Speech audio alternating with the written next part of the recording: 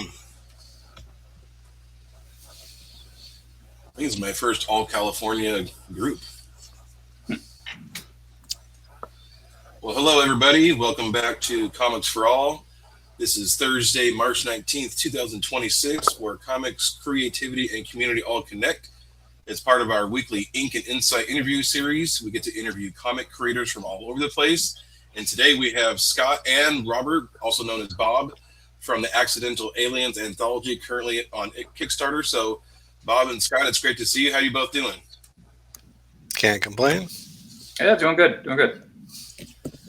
Well, as a comics librarian, I like to ask some reader-centric questions to start us off. So, Bob, if you want, what hooked you into comics as a reader to start us off? Well, not to bring up my age, but back in my playground days, the old school Marvel trading cards from the early 90s were all the rage. All the kids were trading them. So, of course, by association, I was like, ooh, I got to trade them. That was kind of my gateway drug. And then I kind of jumped on board during that early 90s rush with like Jim Lee's reboot of X-Men. And then that whole image wave, and kind of rode that to today. Love that. Scott, how about you? I started one of my classmates. I think I was in fourth grade. His uncle is Will Sportaccio, and and so he would get Marvel comics as comps. And so he gave my classmate a bunch of comics, and little kids are shameless. So we're all checking them out, and I was like, "Can I have one?" And because I'm a kid who didn't know any better, and he looked them all over, and he handed me Alpha Flight 23. And I still remember it's a John Byrne cover. I repurchased it when I thought I lost it, and for like $1 at a convention or something. But then later I found my childhood books, and so I still had it there. Nice. And so that was the first comic I ever got. And then right after that, I had my mom take me to 7-Eleven, and I knew they had spinner racks there. I had seen them a bunch of times, but had never got to flip through them until my classmate. And so I picked up Excalibur. I think it's number 4 or 5, and it's kind of got a chaotic cover with arcade and like a woman who looks like Alice from Alice in Wonderland on it. It's like pretty crazy. Nightcrawler's getting kicked in the butt, and like I recognized Nightcrawler from the X-Men cartoon, the one episode that they had out where Wolverine, the Pride of the X-Men, where Wolverine had an Australian accent for some reason, Right. and then ever since then, I've been collecting comics, and I dropped off for a little bit. And then, like Bob said, with Jim Lee's X-Men #1, that kind of got me back into comics, and Rob Liefeld's X-Force, the, tail end of New Mutants. And so those were the things. And then, of course, Todd McFarlane on Spider-Man. Those were like, oh my God, like comics could look like this all the time. Because one of the first comics that I got when I was younger, I started going to comic stores after the initial itch, and I saw Arthur Adams' classic X-Men #1. It was like in a display case, and I loved that cover, and I was like, whoa, like this is the best art I've ever seen. And so eventually I saved up money and I bought it. And when I opened it, it wasn't his art on the interior, and I was really confused. And I was just like, oh no, like this isn't the same guy. Deception. And and so to see like Jim Lee's X-Men, X-Force, Spider-Man, like I was just like, oh my God, every month like you get the great interior art on, as well as the covers. So from then I was hooked pretty good. Love that. I know not everybody in the creative space, has free time to read comics, but if you have both of you read comics recently-ish, indie or major or both, has anything stood out to you? Scott, if you want to start us off. Sure. Let's see. I'm pretty much still a regular comic reader. I go every other Wednesday. I don't go every Wednesday. My home shop just shut down. Which really sucks. It was SoCal Comics, huge staple of San Diego. They've been around forever, and so they shut down. And so it's kind of like I have a pull list at comics and stuff, but it's just not the same. It's at a mall. They don't get everything. SoCal Comics would pick everything up. So I'm a pretty steady reader. What am I reading right now? Battle Beast Awesome. Rook Exodus. I really enjoy. Like, that's a really solid book. And I know Narco's coming out right now, and I'm a big fan of that creative team, Doug Wagner and Daniel Hilliard. And I already read Narco. I backed the Kickstarter, so I know the single issues are coming out. So There you go. yeah, that type of stuff. Perfect. Bob, have you had any chance to read anything? Unfortunately, I haven't been quite as reading as much as I'd like. I still buy though, so every week I'm picking up new books and they just keep getting added to the pile. Recently, I've been trying to make an effort to make a dent in my overpowering stack of floppies. So it goes back to like 2022, 2023 at this point. That's like, yep. It's dedication. So, I've been trying to get through it. I recently got around to One Dark Knight from Jock under the black label of DC. And that was actually a really interesting story.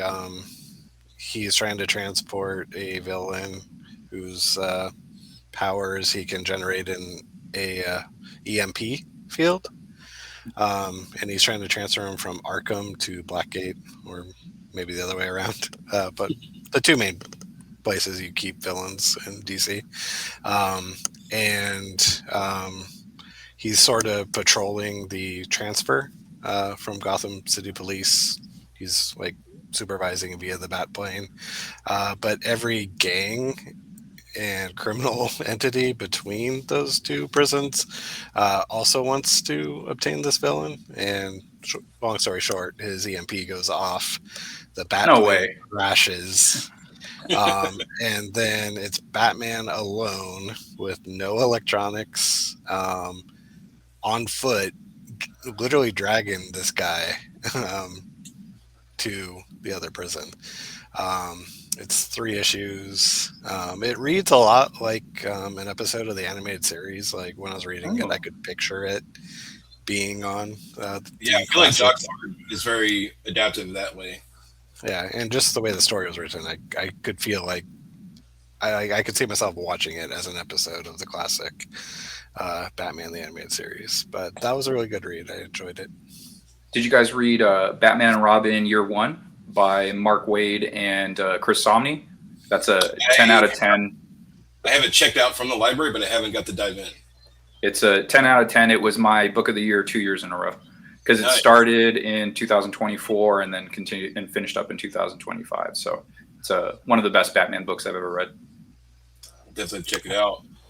So for the viewers out there who haven't got to meet either of you before, how would you describe what you get to do in the comics world, kind of all the aspects of comic making that you get to be a part of?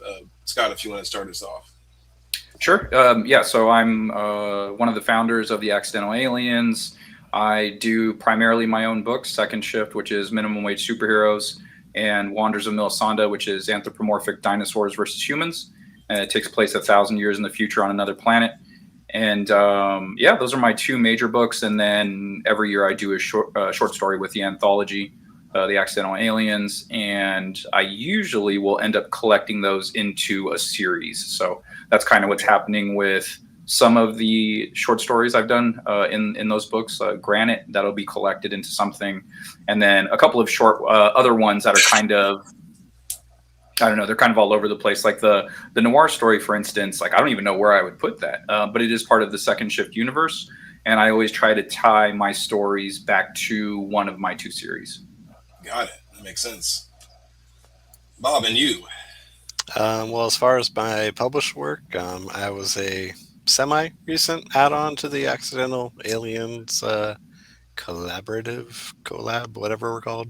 Collective, yeah, that's a good word. I joined Studio. I would just say Studio. Studio works, yeah.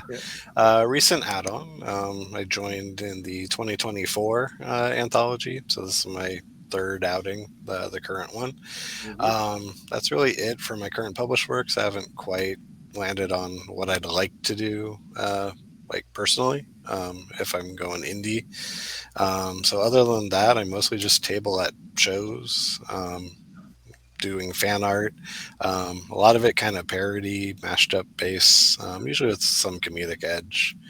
But yeah, that's me at the moment. Eventually, I'd like to explore indie titles and whatnot and get my name out there more.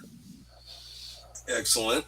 So, we're going to be talking quite a bit here about the Accidental Aliens Anthology, what's currently going on Kickstarter. I've put that in the URL for the viewers out there, so please feel free to pull it up and support it and share it.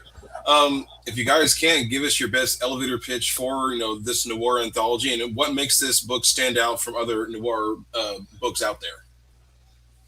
With the Accidental Alien Anthologies, each creative team is in charge of what they want to do. So I try not to put limitations on the group. It's one of the stories has, some nudity in it. It's like tasteful, it's noir. And at this point I was kind of like, normally I steer clear of that kind of stuff. It's like, hey, we want to be able to have anyone buy this book. And, but for noir, it seemed like, I don't know, man, those kind of things go hand in hand. There's usually violence and sex and intrigue and stuff like that. So it was kind of, at that point I was like, do what you want to do. So kind of, being like the editor in chief, I'm still kind of like, I survey the stories and, I'll ask people to send me their stuff if they're comfortable. It's like, hey, I would love to read your guys' story before it gets sent out. I do have a lot more experience, I feel like, than everyone else in the studio. So, I'm used to kind of editing. I edit my own books and I kind of know what to look for and reading stories that are, by people that are relatively new to creating comics. It's like there's stuff that you have blind spots to. And, it's like I have, outside set of eyes always helps, And so I enjoy that aspect of it. And so everyone's coming at it from a different angle, like just based off of the cover alone. So my story I can speak to, it's two of the members of my team in search for a missing college student. And one of the two team members, the female on the cover there, she's classmates with that student. So there's a connective tissue there between the missing girl and one of the main characters. And it leads them to Proctor Valley. And if you are from San Diego, you probably have heard of Proctor Valley, possibly. And so apparently there is a legend there, which I knew nothing about. And my writer actually was the one to bring it up. And he goes, hey, do you know where Proctor Valley is in San Diego? And I was like, yeah, it's pretty where my sister lives, actually. And so he's like, yeah, have you ever heard of this legend? And I was like, no. And so that was really interesting to me. And that was like an intrigue. It was like, okay, let me look into this. Let me read up on it. He sent me some stuff. And then from there, you get to kind of play with that. So when you have stories of legend, you don't always have to stick to what it is. You can diverge or you could stick to it, whatever you want to do. So that was a fun choice. And on top of it being a noir story and also being, I was born in the 80s, but I was a 90s comics reader. So being a 90s comics reader, Sin City was so prominent that as soon as I heard that it was a noir anthology, like that was the theme. Did I come up? No, I came up with a dream. So our studio mate, Andy, I believe her or Travis, they came up with noir. And I was like, oh, I like that. I know exactly what I'm going to do. One thing I like to do with my stories in the anthology is test out other artists' styles. So I did a Mike Mignola-esque style for one of them. It was our End of the World. And then I did like a Chris Burnham, Ian Beltran, style for our Dreams anthology. And so with this one, as soon as I heard noir, I was like, Sin City. I'm going to mess with the Sin City style because the Mignola one, I was wanting to do that for a long time. I've been wanting to kind of dissect his work, but I needed kind of the push for it. It's like, no, I'm doing my own thing. I got to finish these books. So again, with the short stories, I got to test other things out. And so, noir, I was like, oh, I've been wanting to mess with the Sin City style for a long time also. So it just gives me the chance to kind of buckle down, get a bunch of the books from the creators and just go through with a fine-tooth comb and figure out what makes their styles tick. And with that, then I apply that to my style on top of it. So it's like, I'm still there. You could look at the work and go, yeah, that's Scott's work. Like if you know my stuff, but you can see the influence of the artist on top of that as well. So really fun for me to do. And just reading everyone else's story, everyone's kind of all over the place also. So it's not the standard detective story for every single one. There are a few of them, and each one of those tackles it in a slightly different way. So it's just really fun seeing what the creators come up with and just how they interpret the prompt, or whatever the theme of the anthology is. Absolutely. And now we're going to dive a little bit into both of your backgrounds a little bit. Scott, you've gone from co-founding, a professional wrestling league to founding Accidental Aliens at the Drawing Table. How did kind of that pro wrestling psychology prepare you to build comic stories? Yeah, that's a great question. So there's a lot of parallels to superheroing and pro wrestling. It's muscle-bound people in spandex, good guys versus bad guys. Those are kind of standard tropes of both. And the psychology to every single match. So it's like, the rivalry, the give and the take of how matches are set up. It's like, hey, at the beginning of matches, it's usually the good guy outshining the bad guy. He's on top. He seems to be invincible, and then out of nowhere, the bad guy takes over, and it's the drama of when will the good guy win? When will the good guy be able to come back and take over the momentum of the match and show the bad guy who's boss? Right. And so comics is very much that way. You build each story in a certain way. So that's, laying that out. That's kind of the standard match of pro wrestling. It's a good guy's on top at the beginning. The bad guy cuts him off. The bad guy is in control the majority of the match. And then towards the end, the hero comes back, and it's back and forth. And then maybe the hero wins, maybe the villain wins. But, in this case, let's say the hero wins. And so you learn that structure, and you can apply that to storytelling all over the place: movies, TV, comic books. It's a set structure that just works. And the same thing as pro wrestling with comics is, once you learn the structure, you can learn to dissect it and move the pieces around and see how that works out, and kind of create your own balance to storytelling. And that's what I've been doing with comics. So while I took to wrestling very quickly, I understood the psychology of it, I understood structure, and there's something about if I see something, I could probably do it. In my younger years, I should say, not now. But with comics, it's a little different. It's like, okay, I see, it's like, okay, I see the character punching, okay, in my head. I have to draw that. I have to figure out the muscle structure. And, with wrestling, there's not that. You are the muscle structure. You are doing the thing. It's about moving your body. Whereas comics, it's like figuring out how to draw characters at certain angles that you don't. When you're younger, you're just doing that kind of front-on shot that you see in, a lot of those books in the 90s. And it's like, yeah, everyone's just standing and staring at the camera, and you kind of practice that. And so then after a while, you're like, oh, I probably should learn how to draw anything else but that. So it's figuring that out, and that's been a process. But I like where I am with everything. And so that while the translation was super fast in pro wrestling, it's a little bit of a longer go of it with art. And but I'm finally in a space where I'm like, okay, I think I'm pretty comparable what I can do in comics as to when I left wrestling, as to where I was, and kind of like the history of indie wrestling. I was a pretty decent name, and I still carry a pretty decent legacy, it seems. I have a lot of people, still talking to me, and my buddies who are still wrestling, saying, hey man, your influence is still pretty strong. People talk about you. And it's just like, oh, that's amazing. I love that. So knowing that stuff, and then going into comics, and, while I am not at the height of where I was in pro wrestling when I left, I feel like my skills are pretty close to where I was when I left wrestling. So that's the thing that I'm enjoying with that crossover. Love that. And Bob, go by the Bob Draws Stuff persona, and you got, like you mentioned, all over the local convention scene, especially at San Diego and WonderCon. How has that convention/community grind, kind of prepared you for storytelling, especially in these last couple of anthologies now with Accidental Aliens? Well, first I do want to speak to the persona. That came from, I wanted something that was easily identifiable, easy to find. I keep it simple. Growing up through school, no one pronounces my last name correctly. I've heard every variation of it, and I was like, I don't want people searching that. It's going to be a pain. So I'm like, let's simplify it. All right, I'll be Bob. What do? I draw stuff. Okay, done. It's quick, it's catchy. Most people laugh when they see it on the banner. They're like, "Oh, you're Bob." Yeah, I'm Bob. And I draw stuff. It's like it says. So that's where that came from.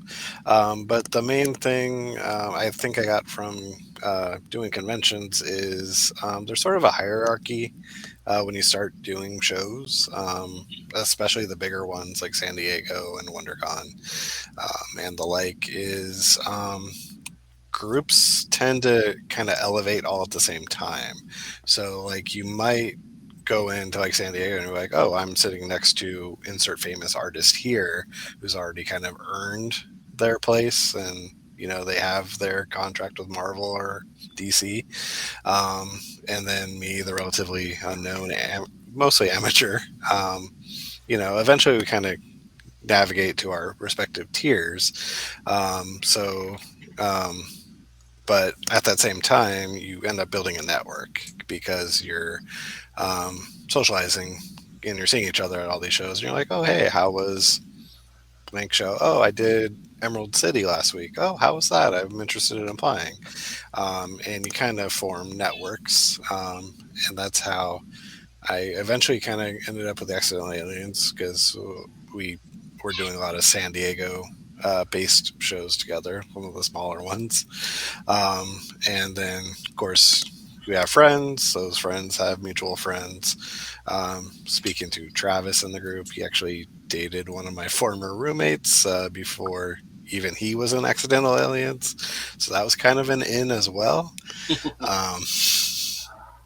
So yeah, but yeah, it's really just forming the networks, and then like over time, it's all like, hey, I see you do all these pinups, but can you actually do sequentials? And I was like, yeah, I can do sequentials, and like I mentioned that. I think when they were working back on like the 2020 anthology, didn't hear anything. A couple years go by, and then like they're like, "Hey, we're doing this one. You want in?" And I was like, "Okay, sure." And yeah, it's been a learning experience doing that. Yeah, we took a couple of years off there from when you were approached or talked to about it. I think the last we did 2020, and then I think we did maybe a 2021. Like it was just kind of it was a short anthology, and then we got back to the bigger ones is when Andy took over for a year or two, and that's when the 2024 one came around for you. Yeah. So Question. Scott, Sorry, did you get the exclamation mark from Scott Shaw? Like, because Scott Shaw's it always has the exclamation mark. All right. There's actually a funnier story behind this, and it's really pulling at deep cuts, not even comics cuts. So growing up in the late 90s, early aughts, exploring adulthood, I'm not ashamed to admit I got into boy bands for a brief phase. Backstreet NSYNC. But on MTV, they did their little parody movie of boy bands called Together. I'm not sure. That sounds familiar. It was basically like a joke about how boy bands are like manufactured. But it was popular enough that they did one season on MTV of like a TV series. Interesting. And there was one episode in particular where the older brother type, whose name was Doug, tried to break out and do a solo career. I mean, it's totally a comedy show. And then and it was like the breakup episode for one episode. And like he's gaining popularity, and he's about to put out his sophomore effort album, and he holds up the concept art, and it just says Doug, like one syllable, and like one of the band members like, that's the dumbest thing ever, and he's like, oh yeah, and like he adds an exclamation point, and like, now it's Doug. And like that just stuck in the back of my head. So like when I started using Bob or everything, I'm like, let's make it Bob. Let's jazz it up. So that's actually where I pulled the exclamation point from. All right. Yeah, because you'd mentioned the smaller conventions in San Diego, one of them being San Diego Comic Fest, which is actually the Accidental Alien Yeah, home convention. That's where most of us met, and the honored guest there every single year is Scott Shaw. So that's why I was curious. Scott Shaw is Yeah. amazing. This is a good question for both of you. What's a non-comic influence that shows up in your story or your art? I mean, I can jump in. I have an Yeah, answer for this. So circling back to a lot of my art I sell at conventions, a lot of it being mashup and parody. I am a huge Weird Al fan, which Me is too. I love definitely the king of parody. I've been a fan since I was single digits in age. I own all his albums. I usually catch him when he's in San Diego, if it's not overpriced like this year. Um, but but yeah, he puts on a really good show. I recommend it. But yeah, Weird. a long time fan of his work, so there's definitely a parody influence that I bring to my like prints and stuff. yeah. Mine would be wrestling, if for one. So I do put some wrestling in my comics. One of the main characters in Second Shift is obsessed with pro wrestling. So sometimes he's cutting promos, like he's doing play by play essentially in some of the scenes when there's fight scenes. And the other element, most recently, is, well, even when I was younger too, I watched Akira, and I thought that was really amazing. And so it's like a lot of anime has been seeping into my work lately. Yep. So yeah, it's great. I love it. I love the idea that you can make a still image look like it's moving. I find that endlessly fascinating. And every single time I draw an action scene, I'm really trying to have people feel it. And, it's a process. Like, I don't think I nail it all the time, but I think there's some scenes where I'm like, yeah, that works pretty good. So yeah, that's kind of a lifelong goal, is to be able to get to the heights of some of those manga artists and anime artists that are, just making still, or no, well, not anime because those are moving, but like manga artists that have the ability to make still images look like it's moving. And like an American influence in modern art right now is Daniel Warren Johnson. You know, 100%. yeah, like 2 years ago, he was the guy. I think he's still one of the guys. I don't know if he's the guy anymore, but he's definitely one of them. And so his stuff's amazing. He's influenced like a generation essentially. Like in the 90s, I would say it was like Jim Lee that was doing a lot of heavy lifting, and then it went to like Travis Charest. Like Travis Charest influenced like everyone in the aughts, it seemed like. And I would say Otley was the next guy, and you're really seeing it these days because of the Invincible cartoon. And yeah, and then Daniel Warren Johnson. So like in my head, like that's what I see. It's like, okay, these are the pillars of the guys that are moving stuff forward. Obviously, they're not all of them. Frank Miller, Mike Mignola. Back then, they were doing their thing, and still influencing people to this day. But yeah, those are a lot of the pillars that I followed, at least. And I was like, this is my guy. And then I noticed all the influences in all the other artists and how it was affecting their styles. Love that. And you guys touched on it a little bit, but can you guys recall when you actually crossed paths for the first time and met each other, and how has it been working and collaborating with each other, for a while now? I remember. Let me know if this is the same time, Bob. My memory's kind of shit. From 10 years of pro wrestling, your brain gets rattled around a lot. But the one that I remember the most clearly, us actually having a conversation, was San Diego Comic Fest in small press. And so me and one of my old studio mates, we kind of had the end cap, and then Bob was like around the corner. He was behind me essentially. And so I would see him for 3 days, or how many ever days that show was. And we just chop it up a little bit. Hey, how's your sales going? How's the convention been? Good. That type of thing. And so that was the first time I remember having a conversation with you. Yeah, I think it was that one. The one that really stands out was another year at San Diego Comic Fest, which was that year where we were in the tower. Oh yeah, because for whatever reason they put Artist Alley at the very top pillar of one of the rooms, while all the other action was on the ground floor. And there were signs saying Artist Alley this way, take the elevator. Short version, not a lot of people took the elevator. but yeah, it was me, Vince, who I also table with a lot.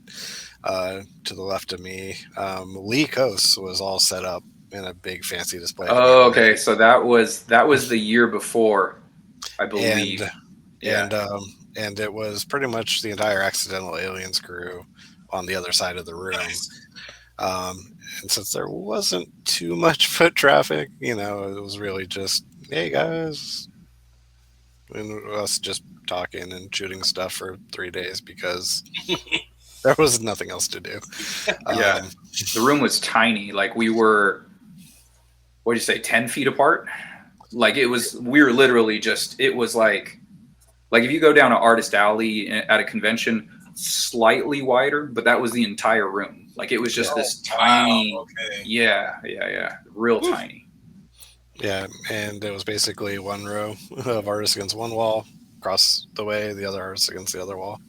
Mhm. But yeah, that was the year I recall like really getting to know each other just because there was literally nothing else much to do. Yeah. Everyone, it was And just a bunch of artists in very close proximity. Just you can hear everyone's conversation. Like if you just shut up, you could hear everyone's conversation in the room. So Right.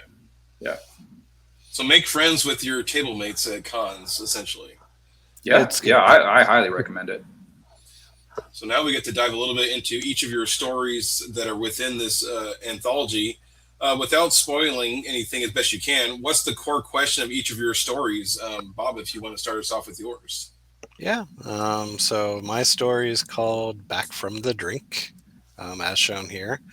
It's my third entry, as previously stated. It's also the third time I'm using the same writer who's been my best friend since high school.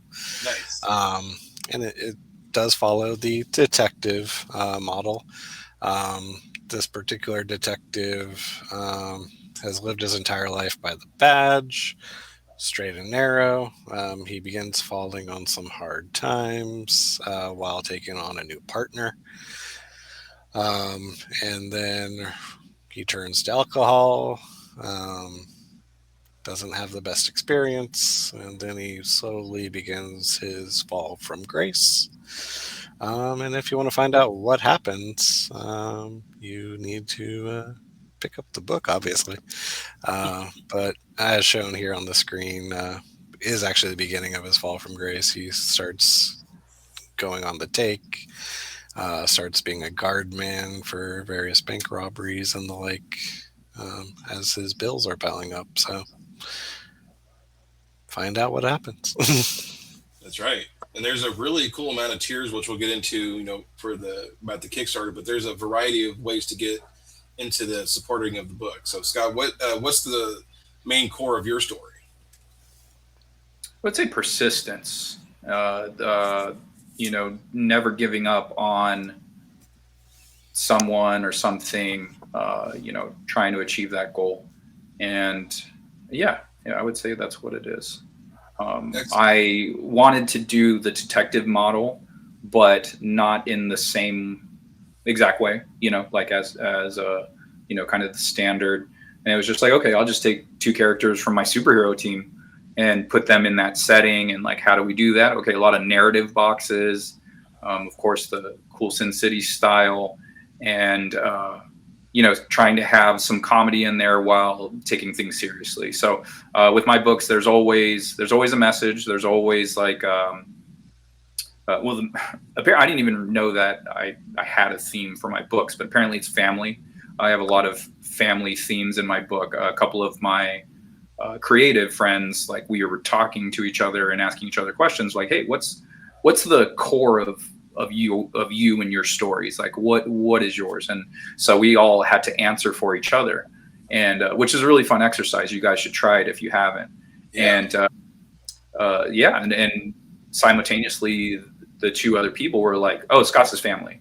And I was like, oh shit, is it? And then they're like, yeah. Like you didn't know. And I started thinking about all my books. I was like, oh, it really is, isn't it?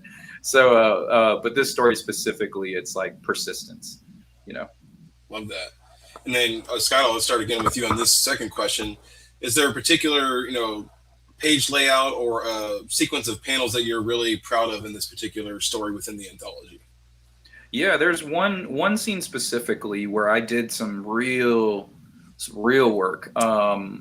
Like really dug into layers. So the thing with the Frank Miller Sin City style is it's very stark black and white. There's no shades of gray. It's all you're getting, black, white. You have to create for middle and background with just those two elements. And so there is one particular scene I was very happy with, and it was like layering the characters on top of each other, like one in the kind of the foreground and one in the mid to back, and then just having them butted up against each other and like still having the contrast of, you know, in black and white their skin tone's the same, you know, like in the comics one is brown and one is very fair skinned, but black and white it's the same.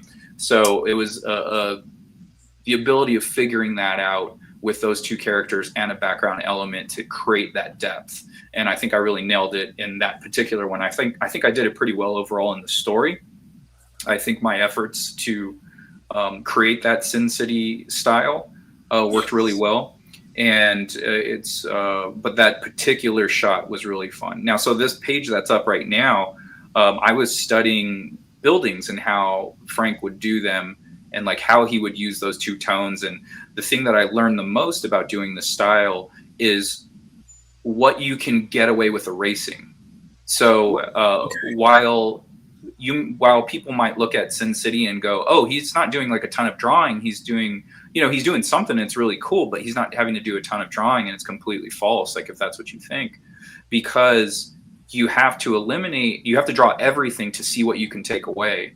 And like the thing that's remarkable is he was doing it by hand. I have the benefit of digital, where if I took a line away, I'm like, oh my God, that totally obscures this to the point of inability to realize what it even is. And so digitally I could just put it right back. And so that was the great part. And, you know, knowing that and working in this style and then looking at what he did, it's like, oh dude, he's, you know, there's no safety net there. It's like if he eliminates a line, it's gone, and then he has to redraw it or just accept that's what it is. And so, yeah, it is real fun just working on that style in general. But yeah, that one panel for sure sticks out in my mind. Love that. Bob, how about you? A particular panel or sequence or page that you're really proud of in this story? Well, that would be the penultimate page, page 6, just to sort of explain without giving too much away, because that's the money page. So my best friend / writer, he doesn't really like write comics per se. Like, I know he has a lot of stories in him, but like comics isn't his first language.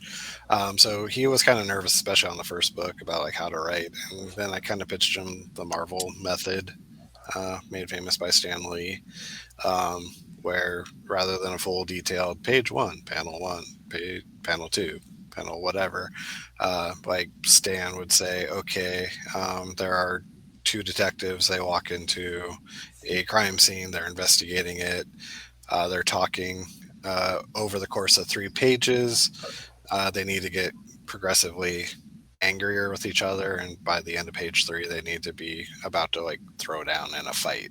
And then that's what Stan would give his artists. The artist would run off, draw it, and then he'd come back in and add the words. So when I pitched that to my friend as a writing style, he's like, oh, it's that simple? I'm like, yeah, you can do it that way. I have enough familiarity, having read comics since single digit age, that I can work with that. That being said, he still gets incredibly ambitious when he hands me a plot, especially like for these, because like we cap it off at 7-8 pages usually, and for everything I put on page 6, I could have done 7-8 pages with what he had written. Wow. So part of my job as artist is also editor. Yes. Dealing with his plot sometimes. So like it's the big action scene in the story, and it, like I said, I easily could have done a whole 7 pages for that one scene with what he initially gave me, and I managed to cram it into there's 8 across the middle, I think 11 panels, maybe 10, which even for me is impressive. I usually do like 5-6 panel pages, so the fact I was able to make it to double digits, I was like, oh, that's impressive. I learned a new skill. Level up. Yes. So yeah, that's the page I'm most proud of. And circling back to something Scott said, with the noir theme, I did kind of want to challenge myself because I pencil, I ink, and I usually color my own work. And I do occasionally rely, when I do full color work, I do rely on my coloring and shading skills a lot. Which I was like, okay, I want to challenge myself. I want to do black and white. Initially, I was going to go Frank Miller-esque, and I did the first page, and I wasn't too sure if I was going to commit to what I had done. And that was around the time we had our first meetup, and Scott showed me his pages, and he nailed the Frank Miller look. And I was like, okay, maybe I shouldn't go down the Frank Miller road because we're going to have two similar things. So I think I found a balance between my style and incorporating some elements from the Frank Miller look. Like, you can still tell it's me, obviously. But I also intentionally limited myself. I was like, all right, no shading. Let's just see what I can do. Black and white. So yeah, that was fun. And again, page 6 is my favorite of my favorite of yours is actually that cover. I really enjoy that. I thought it was real clever. The body, the head, and the arm outside of the drink is, your standard figure work, and then under is kind of like the chalk outline. I thought that was real clever. I like that quite a bit. Yeah, and that came after I had literally drawn all the other pages, so I was very well aware of what I was doing. So I was able to approach it. I'm like, okay, what can I convey the story in? There was a different idea, like my writer and I had tossed around. I think it was going to be a bottle, and then next to it was like the shot, or the shot would be missing, but there'd be a chalk outline of the shot glass. And I was like, and then when I sat down to actually do the cover after having done all the other pages, I was like, no, I think I can convey this more surreally. So yeah, so you have the struggle with him on top, and then the chalk outline, of course, ties into the detective life. I mean, maybe some foreshadowing. Maybe not. Maybe it just looks cool. Maybe he's just. It'd been funny if you just had him just pounding it, like just right down the gullet. Of drinking, you're killing yourself. What's the best constructive criticism or feedback that either of you received in working on this story and making it to its kind of final version? Scott, if you want to start. Well, the best feedback is Bob saying that I nailed the Sin City style. So, like, I love that. That's great. Yeah. Thank you. Yeah, I appreciate that. And actually, yeah, another one of the artists in the group, Keithan Jones. So he's Keithan's dope. He did a story. This was the first time he did a story with us, and he crushed it. It's funny too, because like, I have to check in with everyone, like, just on progress, make sure everyone's on task. And the first couple of meetings, I was just like, hey man, just checking in, blah blah. He goes, when's the deadline? And I said March, and it was I think like May or June or something like that, maybe July. And he goes, yeah, it's only, what is it, 6 pages, 7 pages? Like, I'll get that done in like a week or something. So, like, it was funny, with him, he's an utter pro. He's like, it's his full-time gig is drawing comics. So it's like, for him, it was, didn't take much time. But he would send me over his stuff as he would finish pages. And he goes, oh, here's the first 3 pages or something like that. And then I was like, oh, these are great. I was like, oh, I just finished mine. So I sent him a link to my whole story. And he was like, this is really high level. He goes, I think this is the best story you've ever drawn. He's like, these are the best pages I've ever seen from you. So I thought that was really nice, really cool of him to say. So, him being an established pro and everything, it's like, okay, all right. I think I know what I'm doing. And a former Eisner judge too. Yep. Bob, how about you? Any interesting feedback you've received? Well, I will piggyback on shared congrats and whatnot. So I'll take Scott's feedback on the cover. That being well done. Um, let's see. As far as other feedback, um, I do recall there was one page where me and my writer were butting heads about what was going on, which was when he was handing me the script. Part of that is, again, because of the editing. There were a few different ideas that were explored, and I think when he saw the art I did, he was thinking back to a previous draft, even though we had discussed changing it slightly. Um, so one of the pages, he hands me the thing, and and as I'm adding the words, I just shoot him a message. I'm like, I'm not quite following the plot. So like, is this word balloon supposed to be coming from this character?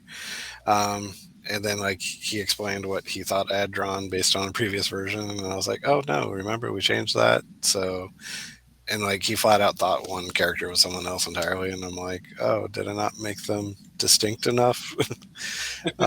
So that was constructive criticism. Yeah, But we managed to clear that up a bit. and as a lot of people who tune into this channel know, comics can be a long grind between campaign funding, cons, day jobs on top of that. What's keeping both of you kind of in love with making comics right now, with all that going on, and world events being what they are? I just love making comics. It's like one of my favorite things to do. If I could just sit around all day and just draw my books, I would enjoy my life quite a bit, which I do most of the time. I sit around and draw my comics all day. So yeah, it's my favorite thing in the world to do. I have kind of a one-track mind a lot of the times when so I've been drawing since I was a little kid. I inherited ability, and plus, watching cartoons all the time, reading comics. It was just like, my brain was like, yeah, drawing. And to the point where I was like, I convinced myself at a very young age, that's what I was going to do with my life. And then I was also watching pro wrestling, and I became obsessed with that when I was a teenager, because that's when I was at its height. It was like the late 90s. And then so started trampoline wrestling with my friends. We ended up going to a school and checking it out. And then we started pro wrestling. We started training, and I literally stopped drawing like for 10 years. And so I don't have the ability to really focus on too many things concurrently. So when I'm obsessed with something, I'm obsessed with something, and it's all I do. So yeah, comics has kind of been my life for the last 15 years, I would say. And it's just, I love doing it. So, I'm doing like a little bit of woodworking these days, but that's kind of like a side thing, complete side thing. And it's for a need. It's like, oh, I need this around my house. It's really expensive. I think I can make that, and so like, that's why that's kind of a side hobby, but it doesn't affect my joy of comics. So, right now I'm actually working on a commission, and I hate it. I'm like, I don't want to do this. I don't want to, but but it's like, there's a convention coming up and I have clients. And so it's like, one of my clients is always there. And so it's like, okay, well, you have to work on this. You have no choice, because the show's coming up. You have to do this. So, but in my brain, I'm like, no, but you're lettering right now. You need a letter. And so I'm drawing, and I'm like, this is terrible. I don't want to, so yeah, anyway. So yeah, if I could just do comics all day, I would. Love it. Bob, about you? What's keeping you going in terms of making comics? Keeping me going, especially in the current geopolitical structure we find ourselves in, is part of escapism in a way. Like, it's the same as going to a movie or, diving deep into music. But it's a world I get to create or co-create as far as the work on these books go. And, once you find yourself like in the zone, I'm sure Scott knows what that's like. You can literally lose an entire day just like on the page and just get sucked into it. And you forget about rising prices and other long-term republics potentially ending. So yeah, you get to just like, you get in that zone and you're just away. It's sort of a natural high without pharmaceuticals or alcohol. There you go. That's a good way to put it.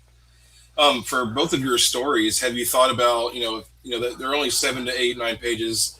Is there a couple songs or artists that would pair well as like a soundtrack or playlist with your story? I would just say like, I don't know, kind of like old jazz, very Hmm. scratchy old jazz would work just fine. I would think for the whole anthology, really. But yeah, I saw that question earlier, and I was like, oh shit, I don't know. But yeah, I would say, I would say that I've been so like if you go onto my social media, it's right there at Scott Lost. So if you go on any of social media, I'm there as that. When I post the photos, well, Instagram specifically has music, and Yep. every single time I'm like, okay, what song's gonna go with this? And there's like one page it has a map on it, one panel, because I've been doing like a panel a day essentially to kind of like you really have to space these things out. You know, the Kickstarters usually run for about 30 days, and so I just post a panel a day. It's like, okay, I'm only posting 2 of the pages. I'll do a panel a day. After that, I'll do the full pages. But anyway, there's one that is a map, and I was like, what the fuck's on this one? I was like, oh, Kenny Rogers on the road again. On the road Yes. again. There we go. So it's kind of depending what panel it is, it's a different song. But I would say an overall thing would be old jazz. As far as mine goes, definitely when drawing it, like, because again, I was influenced by Sin City, and I came to Sin City first through the first film. The second film was trash, but the first film was definitely an influence, Oh, and then yeah. that brought me to the comics. But yeah, when drawing it, I was always thinking of that theme song, that dun dun dun dun dun. Um, which I can't find on Instagram because I've tried looking for it for a couple of the posts and like it's not available. So like for the Instagram posts when I'm advertising, I usually just type in jazz, noir, or detective jazz and try to capture that like 30s noir theme. So really any jazz from that era would work. But when drawing it, I was definitely thinking like the Sin City soundtrack. Absolutely. And kind of diving a couple minutes into the Kickstarter before we close, um, is there anything that either of you have learned, from running previous accidental campaigns that you're bringing to this campaign and making sure it's successful like like previous ones have been? Yeah, I mean, I've done. I don't know. I've done quite a bit. Maybe like 7 to 9 to 12. I don't know. I've done a lot of campaigns. So you kind of figure out each time you do one, you figure out what works and what doesn't. You just carry that over. But with Kickstarter now, they always add new features. And Hmm. so it's really trying to figure out those new features. Like one of the most recent ones that seem to work pretty well is the late pledges feature. So even after the campaign ends, quote unquote, you can schedule X amount of days after that you still want people to be able to pledge to it. And I've done it without advertising about it, and I find that people do end up backing it still, which is pretty cool without me prompting them, on social media, go like, hey, I know it's over, but blah blah blah. I'll just look and it's like, wait, I had this many number backers and now I have this many. What the fuck? And then I'll check and I'm like, oh crap, I have like 3 or 4 late pledges. This is super cool. So yeah, so nothing beyond that. Like I think once you find the rhythm of how Kickstarters work and what works on your main pages and stuff like that, like I stick to the tried and true methods. But those extra features, those new features, are something you always have to kind of figure out and tinker with and see if they work for you or not. That's right. Is there any particular reward tiers that either of you are just personally excited about, that rewards that are available for backers that you would like? Hey, I would back this myself and get this. Yeah, there's like a full body commission tier. I don't know if it's a tier or if it's an add-on. I'm not doing it. That's why I'm excited about it. I'm not the artist that has to draw the full body ones. So it's just like everyone kind of signs up for the headshot tier. It's like, all right, we'll cycle this between the ones of us that are in the studio and that draw. So that one's just split duties. But the full body one, it's like Andy Dukelith signed up. She wanted the commissions, and I'm just like, hey, if you're drawing them, like we don't have to take money from that. If that's what you want to do, like we'll take our whatever the percentage is, that is the book, and then you can keep the rest of that. But it means I don't have to do it, and I can just keep drawing comic books. Absolutely. And you're both kind of rooted in the SoCal, comic scene and conventions. What role do you guys see those regional cons and conventions and small shows playing in keeping, indie, noir, and comics going?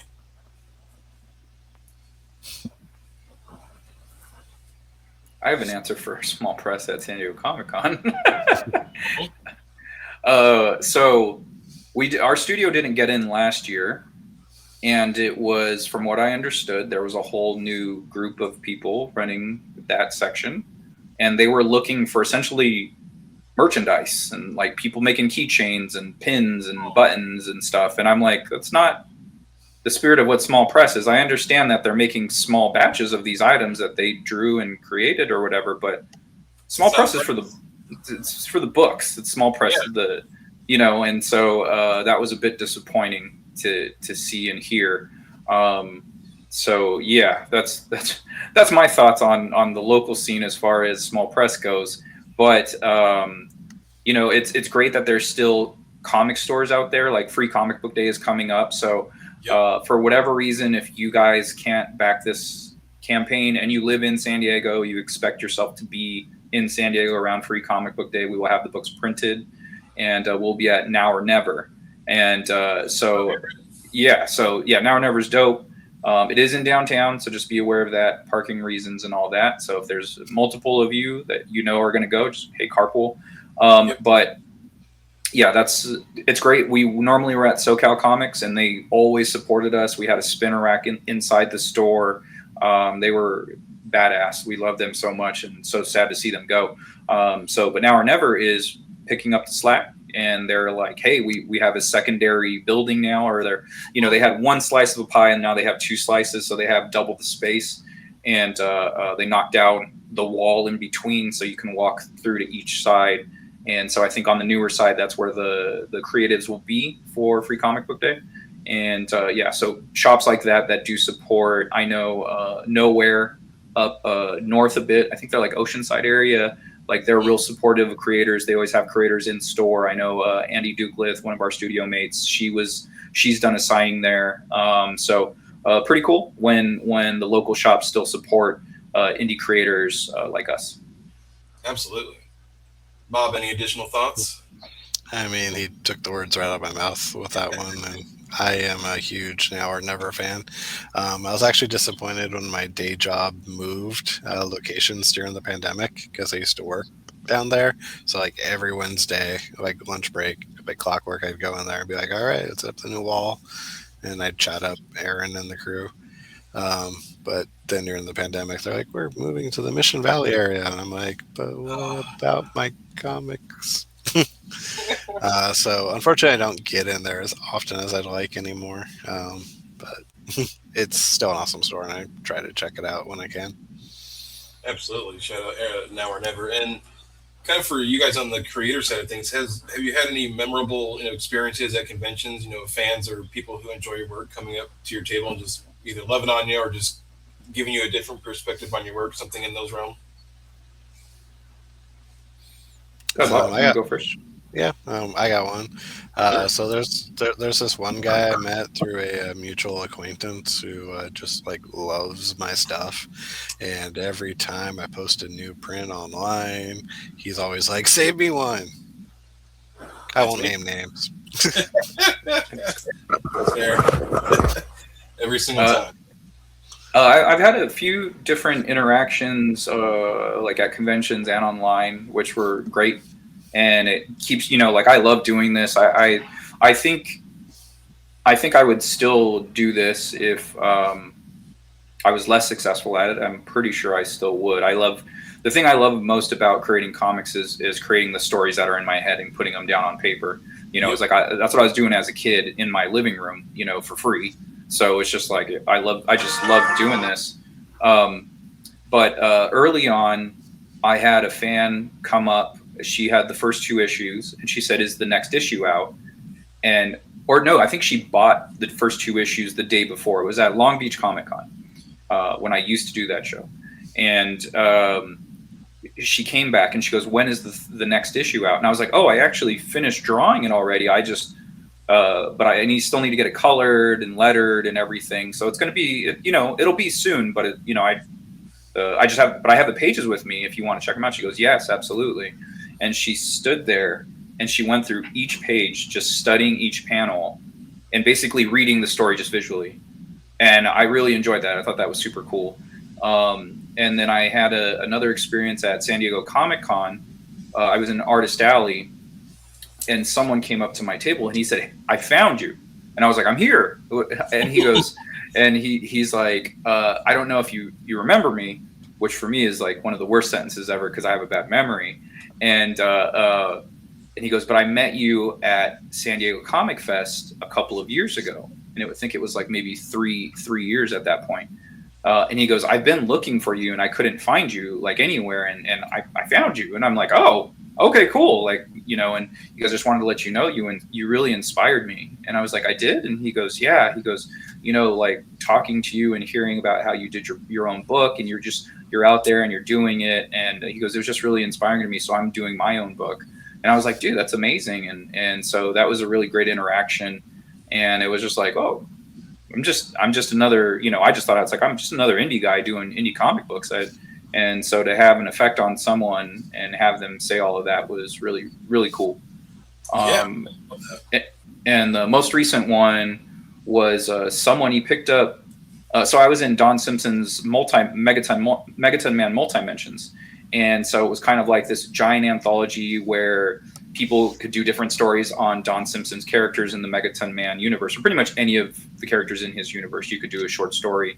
Nice. And he allowed me to do a crossover with my characters, which was fantastic. I was working on this storyline with Second Shift. It was called Second Shift Doorways. And they were after a villain who had the ability to open dimensions to different universes or doorways. And so I pitched it to Don. I was like, hey, is it cool if I do this? I want to have my characters interact with your characters from 1963. So he most recently did an anthology based on the Image Comics series 1963. So there was supposed to be an anthology that came out that Jim Lee supposedly signed up to draw at a San Diego Comic-Con. It was a hot book. Jim was there. They were like, yeah, we're doing an annual. And Jim's like, and I'm drawing it. And everyone went crazy. And then he just never drew it. And so Don was like, I was so disappointed he never drew it. So I'm just gonna do it myself. And so he did his version of it because all of those characters were co-owned with like Steve Bissett, someone else. I think maybe Alan Moore was even part owner of some of those characters. So he was like, instead of dealing with legal stuff or trying to get permissions, he's like, I'm going to do my versions of those characters, and I'm just going to do the story that should have happened, or basically talk about the journey of that not happening. Like, it is very much Alan Moore centric, where he's basically talking about how Alan Moore signed up to do this stuff, but he never did it, and the characters were waiting in limbo. And so I thought it was such an interesting story that I was, he was asking people to try to use other characters besides Megaton Man, because everyone wanted to use Megaton Man. He goes, I want other characters represented. And I was like, can I use these characters from 1963? And he goes, absolutely. So I was like, that's perfect. And I can kind of have this introspective look on my characters going through different dimensions, and his characters in that specific story were like contemplating their existence and talking about their creator, and the way he wrote the story, it's like, are they talking about like God, like religion? But it's like, no, they're aware that they're comic characters and they're stuck in limbo. And so while his characters knew that, my characters didn't. They're like, what are these guys talking about? So it was just a fun interactive story that I did for that book. And so a fan reached out, and he was trying to get works from other people that were in the story. And so I was just like, yeah, it's part of this story arc. There's 2 issues of it plus the Megaton Man story. And so he picked up all 3. And I was like, hey, read it in this order. It's like, read issue 1, then read Multi-Mentions, and then read the end chapter. And so he gave it great reviews. He was basically in tune with everything that I was doing in the book. And so for me, like, having fans understand what I'm going for is really important to me, because it's like you're not alone with your thoughts and your ideas, and it's just like, oh, this is translating to other people. They get you, they get your story, they get what you're going for. So I really love that aspect of people reading my books and just the interactions with those fans. Love that. Thank you for sharing. For either of you guys, what are your upcoming convention appearances, additional podcast appearances, anything along those lines for the next month or two? Bob, if you want to let us know where you're going to be. Sure. My next convention is WonderCon. I'll be in Artist Alley again. I think it's my 5th or 6th year doing it. Same spot as the last 2 or 3 years, table B29. That's next weekend. Yes. So a week from tomorrow, I'll be there. The only other show on my radar is, of course, the big one, San Diego Comic-Con, where I'll again be at my same table for the last 2 or 3 years. It's nice having a set spot where people know where to find me. I like it. Yes. Nice.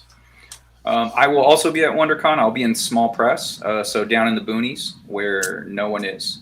And so please go visit us. Make the trek across the desert that is the middle of the convention floor. So I'll be over there in small press. I also will be at Phoenix Fan Fusion in January, Comic-Con Revolution, and Amazing Con as well. I think I got one more. No, I already did Stockton Con. So yeah, those are the ones that are upcoming the soonest. Excellent. For the viewers out there, where can they find you online and follow along with all the stuff you're working on?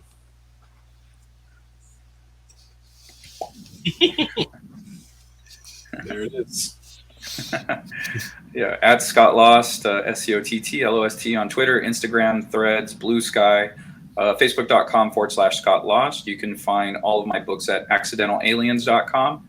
Second Shift, Minimum Wage Superheroes, Wanderers of Mossanda, Anthropomorphic Dinosaurs versus Humans. I do a series called Granite, the series that basically I'm trying all these different artist styles out on. You could find part 1 of Granite in Astounding Adventures #1, as well as Paradise Hills part 1, which is Studio Ghibli meets Pixar storytelling.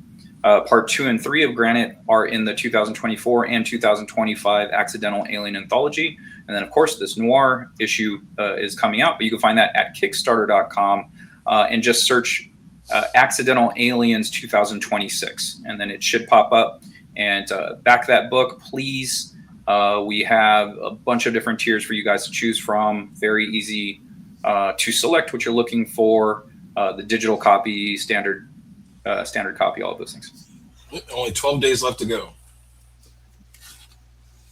All right, my last question to close this out is a fun one, but an odd one. What is your favorite snack or meal to power yourself through a couple hours of working on a project? Bob, how about you? I can't think of like a go-to one. There's definitely, and I haven't done this in a while, but like before, if I'm like behind and I need to meet a deadline, I have done this a few times where I'll order a very large pizza, and that is my breakfast, my lunch, my dinner. Like I'll divide it like over the course of the weekend. I'll spread it out evenly across however many meals I think I'm going to eat, and then it's relatively cheap. It's meal prepping in a way. I don't have to cook, just reheat it. So that's what I do if I'm on a serious deadline crunch and there's a lot of work to do. As far as usually whatever's handy at the time. I like chocolate, so that's mine. If I want to stay up late, I'll have soda. I don't drink like caffeine, so I'll have a Coke Zero because it has some caffeine in it, so that'll kind of ramp me up. And then standard night, because I draw every day. I draw for hours and hours. So, but I do like myself. Costco has these dark chocolate salted caramels, and I'll get a couple of those bad boys in me, and those get me going. Awesome. Well, Bob and Scott, thank you for coming on the show. It's been a great conversation. I'm glad we were able to dive into the Accidental Aliens Anthology. Make sure you check it out, everyone out there. Thank you for sticking with us for an hour and 10 minutes. This has been Comics for All, where comics, creativity, and community all connect. And we'll see you next time. Take care. Bye.